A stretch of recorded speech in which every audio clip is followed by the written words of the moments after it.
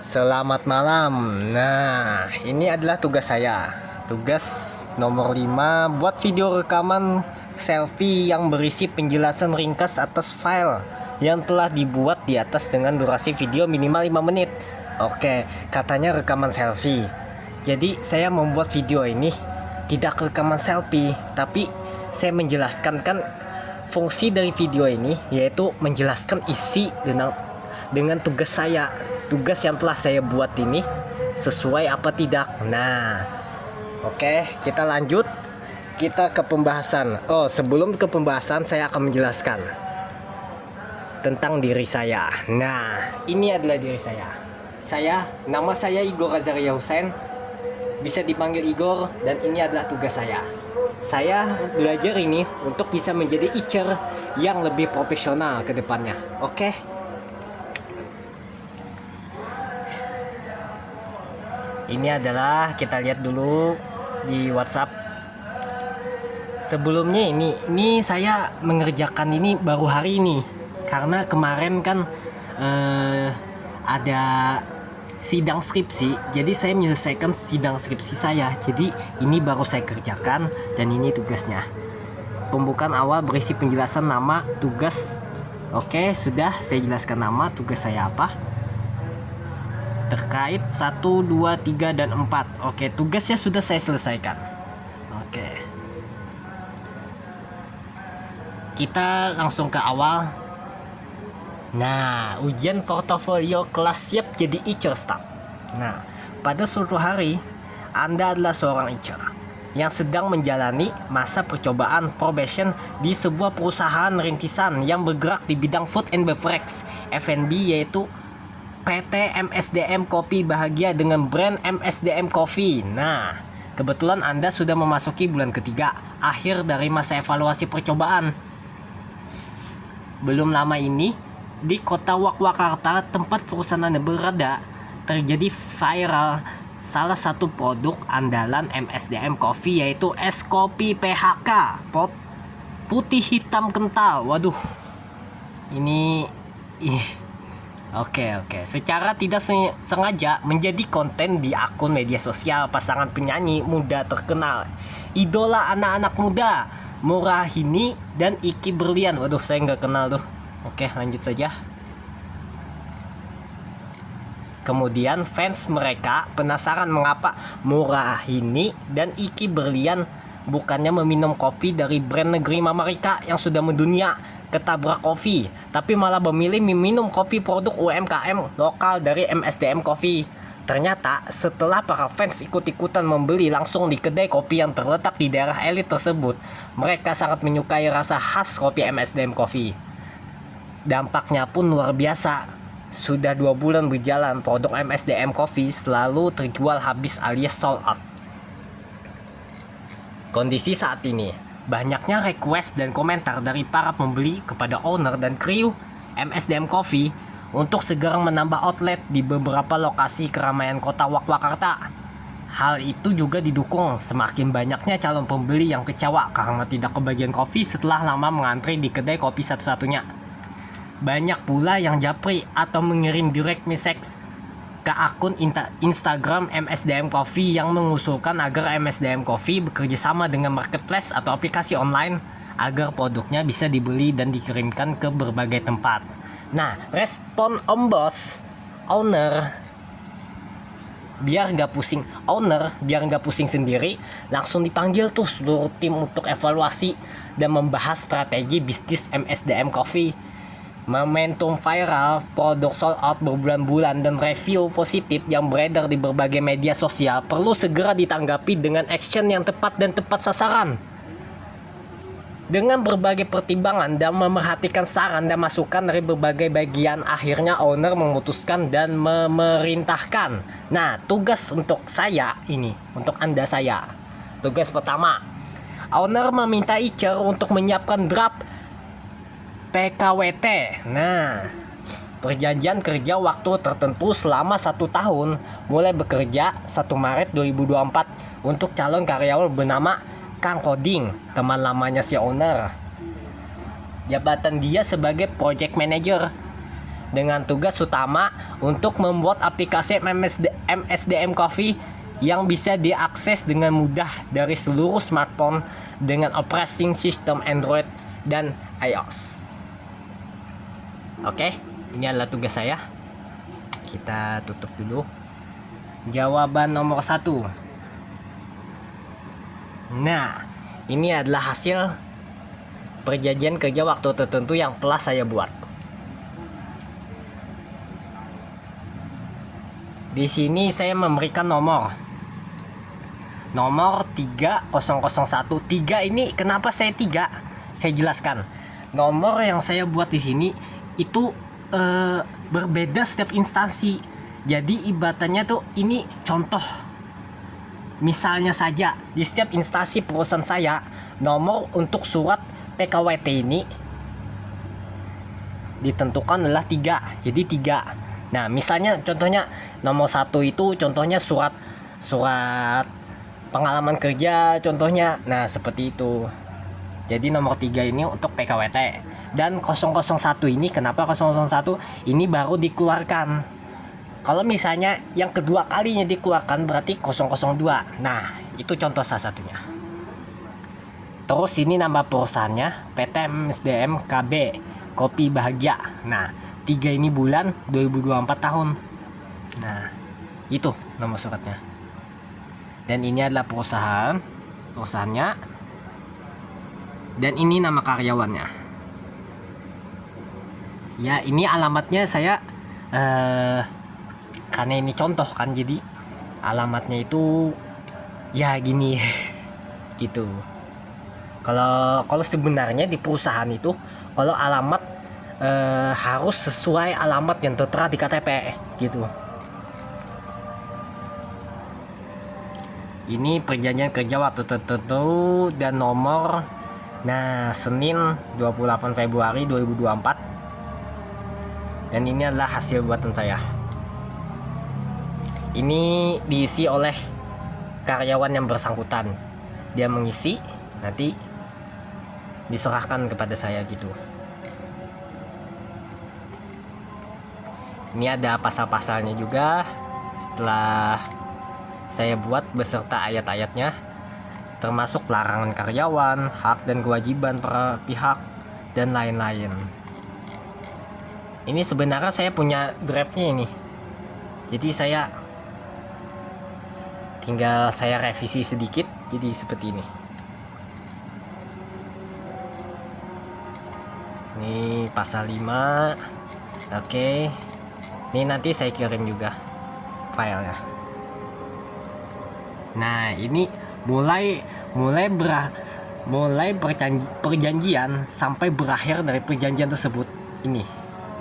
Ini sudah dikasih warna untuk memudahkan untuk dibacanya, seperti mulai sampai berakhirnya jadi lebih terstruktur gitu. Pasal 8, pasal 10. Nah, ini perusahaan, tanda tangan oleh perusahaan, oleh direkturnya, oleh ownernya, dan ini karyawannya. Nanti diisi. Ini cuma contoh.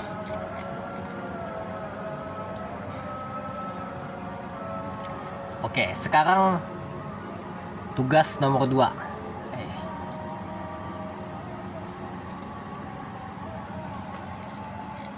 Tugas yang kedua. Nah, owner menetapkan anggaran untuk project manager tersebut dengan rincian penghasilan sebagai berikut.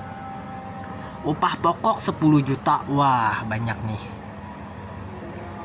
Tunjangan jabatan 3 juta, tunjangan harian 25.000. Nah, di sini tunjangan jabatan itu adalah tunjangan yang berbeda dengan upah pokok. Upah pokok, tunjangan itu ada perbedaan. Nah, HR diminta membuat estimasi perhitungan upah 1 bulan untuk project manager dengan data awal.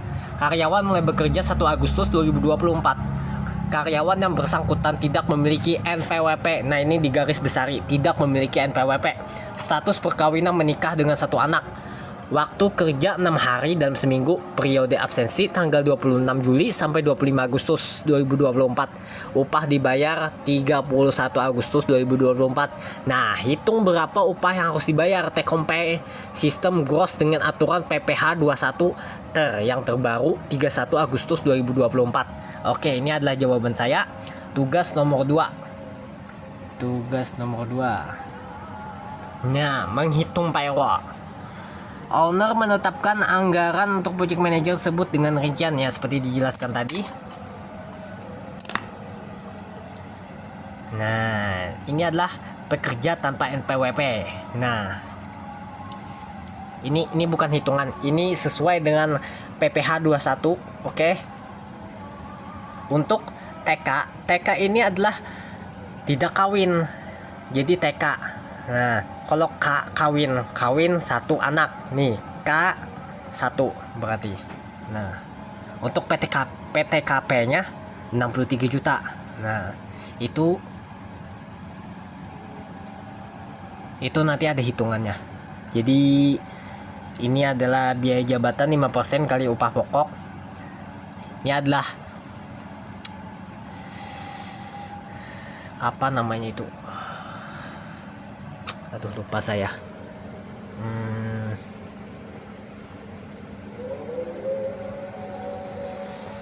Patokannya gitu, patokannya. Nah, ini baru hitungannya. Nah. Oke, kita lihat perhitungan bruto. Bukan bruto ya, bruto. Upah pokok 10 juta. Tunjangan tetap. Nah, lembur kan tidak ada, bonus THR tidak ada, jaminan kecelakaan kerja itu 0,24%. Nah, jadi perhitungannya gini, ini sudah saya buat. 24.000 itu 0,24% dikali 10 juta ini upah pokok. Nah, hasil dari 0,24% di jaminan kecelakaan kerja ini 0,24% dikali upah pokok. Nah, terus jaminan kematian 0,3%.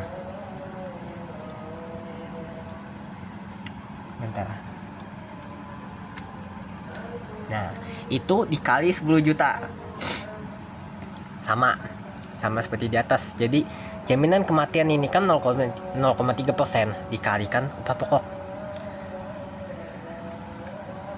Terus BPJS kesehatan dibayar pengusaha 4%. Nah, 4% ini sama dikali juga 10 juta. Jadi hasilnya seperti ini. Ini hasilnya 400.000. Oke, di total semuanya antara mulai upah pokok sampai jaminan-jaminan ini hasilnya sini. Ini saya pakai rumus. Nih rumusnya. Sum ini di strip set. Dan ini juga ada rumusnya juga. Nah, gitu. Terus pengurangnya ini biaya jabatan 5%. Ini dikali ini. Hasilnya tadi, hasil keseluruhan ini tadi dikali hasilnya ini. 5% dikali ini. Jadi hasilnya Rp673.950. Jaminan hari tua 2% ini sama dikali juga, tapi ini dikali ini upah pokok. Kalau pensiun dikalikan upah pokok nih. Kecuali biaya jabatan ini dikalikan sama ini hasilnya. Terus ini jaminan pensiun nih sama juga dikalikan ini 10 juta upah pokok. Terus penghasilan neto sebulan. Nah, ini hasilnya dulu. Ini hasil dari ini. Hasilnya ini 973.900 rupiah. Penghasilan neto sebulan. Ini adalah ini dikurang dengan ini. Nah, hasil dari keseluruhan ini tadi. Lalu dikurang dengan ini. Biaya-biayanya, pengurangannya ini. Lalu hasilnya ini, penghasilan neto sebulan 12.505.050 rupiah. Nah, kalau digenapkan ini bisa 12.505.000 aja. Tapi karena ini menyangkut payroll, menyangkut gaji, jadi harus ini itu tergantung dari kebijakan instansinya aja lagi dengan karyawan mau tidak 50-nya didonasikan gitu. Terus ini bulan bergabung dengan perusahaan. Ini buatan saya sendiri ya. Ini buatan saya sendiri. Perhitungan ini buatan hasil saya sendiri. Oke. Tidak mengikuti kalau materi itu cuma dijelaskannya, dan ini adalah buatan saya. Formatnya format saya juga. Nah, di sini 12 karena 12 bulan ya. Bulan bergabung dengan perusahaan ada 12 bulan. Sesuai dengan soal tugasnya tadi. Penghasilan neto setahun. Ini kenapa 150 juta? Karena ini penghasilan neto sebulan dikalikan 12. Jadi hasilnya sini. Penghasilan setahun. Ini setahun ya, 150 juta ini. Terus penghasilan tidak kena pajak. PTKP-nya 63 juta ini dari mana? Dari sini. Kita lihat. Nah, di sini. Ini kesesuaian PPh 21-nya. Sesuai perundang-undangan, bukan buatan saya. Jadi 63 juta ini hasil dari nih, karena dia kawin satu anak. Jadi 63 juta PTKP-nya. Kita lanjut lagi. Penghasilan kena pajak PKP. Kenapa jadi 87 juta? Itu karena ini 150 juta itu kan penghasilan neto setahun, itu dikurang dengan ini tadi PTKP-nya 63 juta. Jadi hasilnya 87 juta 60.600 rupiah. Nah, ini kita bulatkan karena ada 600 sih, jadi 87 juta 60.000. Nah, ini kita bulatkan ya. Kalau ini emang sesuai dengan peraturan perundang-undangannya. Ini PPh 21 kalau misalnya di bawah 50 juta jadi 5% saja dikalikan PKP tadi, penghasilan kena pajak tadi. Nah, tapi karena ini kan lebih dari 50 juta, ini range-nya 50 juta sampai 250 juta.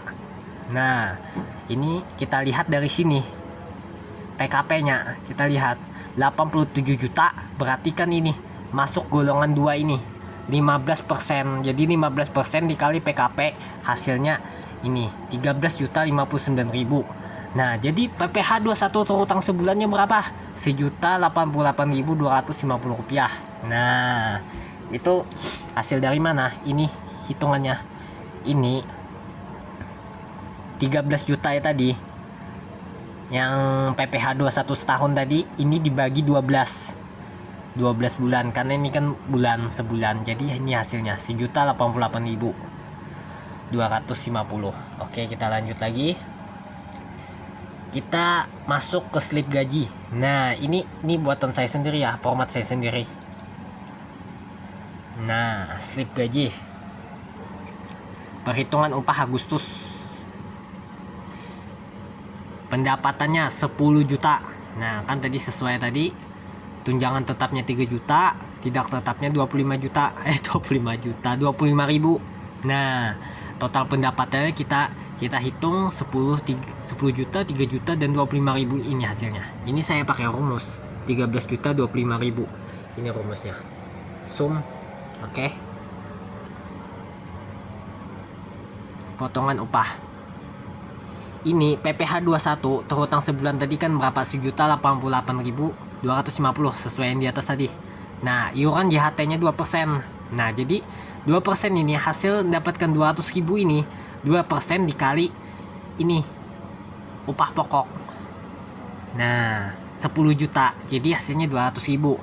Ini sama iuran jaminan pensiun 1%. Ini dikalikan sama upah pokok tadi 10 juta, jadi hasilnya 100.000. Dan ini sama juga iuran BPJS Kesehatan. Jadi total potongannya sini 1.488.250 rupiah. Nah, ini pakai rumus semua. Ini bentar. Nah, ini enggak, ini karena sesuai di atas. Pakai rumus. Nah, dan ini juga, dan ini upah dibayar ke pekerja, ini totalnya upah bersihnya yang dikeluarkan itu. Hasilnya berapa? 11.536.750. Nah, itu gaji bersih. Bersih ya, bukan kotor. Bersih. Bersihnya sini. Nah, itu hasil perhitungan dari semuanya. Ini dari total ini tadi 13 juta tadi, terus dikurang dengan ini. Total potongannya 1.488.250 rupiah, jadi 11.536.750 rupiah. Oke, itu selesai ya tugas 2. Lanjut lagi ke tugas 3.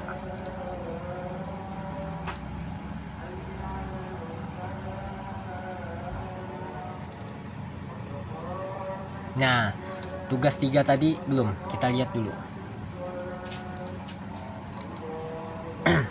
Icer diminta membuat draft iklan lowongan kerja untuk posisi sosial media spesialis yang tugas utamanya mengelola website MSDM Coffee dan berbagai akun media sosial MSDM Coffee untuk memperkuat branding dan mempromosikan produk-produk kopi serta membuat konten-konten kreatif yang mendukung penjualan. Nah, ini iklan saya yang telah saya buat. Nah, seperti ini kurang lebihnya. Ini contoh aja. Nah, silakan kirimkan lamaran dan CV Anda ke PT MSDM Coffee. Nah, ini saya buat nomor saya aja dulu. Karena ini bukan real. Ini cuma contoh iklan yang saya buat. Nah, ini email saya. Jadi nggak beneran ini, nggak dikirim. Oke, kita lanjut ke tugas nomor 4. Tugas 3 selesai, tugas 4 lagi. Icer diminta membuat program learning and development untuk seluruh kru MSDM Coffee agar mereka memiliki kompetensi untuk melakukan aktivitas penjualan online. Nah, saya telah membuat juga. Ini hasil format saya juga. Learning and development. Ini program yang saya buat untuk aktivitas penjualan online MSDM Coffee. Pertama ada assessment of current skills. Aduh, ingus. Saya pilek. Ini pertama, survey and interviews. Melakukan survei dan wawancara untuk menilai keterampilan digital kru saat ini.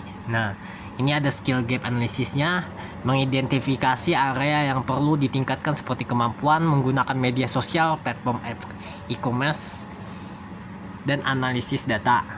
Nah, tujuan programnya ini pemahaman platform, pengembangan keterampilan, optimalisasi penjualan. Bisa lihat sendiri. Desain kurikulum pelatihannya ini. Hari pertama sampai hari kedua, hari ketiga sampai hari 4 itu dalam minggu 1. Minggu pertama ini pengenalan penjualan online. Jadi hari 1-2-nya 2 hari ini melakukan ini e-commerce dan media sosial, pengenalan dan keuntungan penjualan online. Terus selanjutnya hari ketiga sampai ke-4 itu studi kasus sukses belajar dari perusahaan kopi lain yang sukses. Ini studi kasus sukses. Oke, kita belajar dari brand-brand lain gitu. Terus minggu kedua ini pelatihannya dasar-dasar pemasaran digital. Ini hari 1 sampai 2-nya, hari 3 dan 4 bisa. Nah, terus minggu ketiga sampai minggu keempat. Nah, jadi ada 4 minggu. Dalam 1 bulan itu ada pelatihan kurikulumnya ini. Telah saya buat. Metode pelatihannya itu ini. Instruktur lead training. Pelatihan langsung oleh ahli pemasaran digital. Jadi membawa seseorang yang ahli itu instruktur untuk dilatih langsung dalam pemasaran digital seperti apa. Nah, e-learning ini bisa berupa modul online di platform seperti Coursera dan Udemy. Nah, itu bisa. Kalau ini kan langsung tadi instruktur langsung, e-learning ini melalui online. Terus workshop bisa. Nah, mentoring bisa juga. Nah, ini metode pelatihannya ada 4 yang saya buat. Pelaksanaan program, jadwal pelatihan ini Senin dan Kamis selama 2 jam. Setiap Senin dan Kamis selama 2 jam.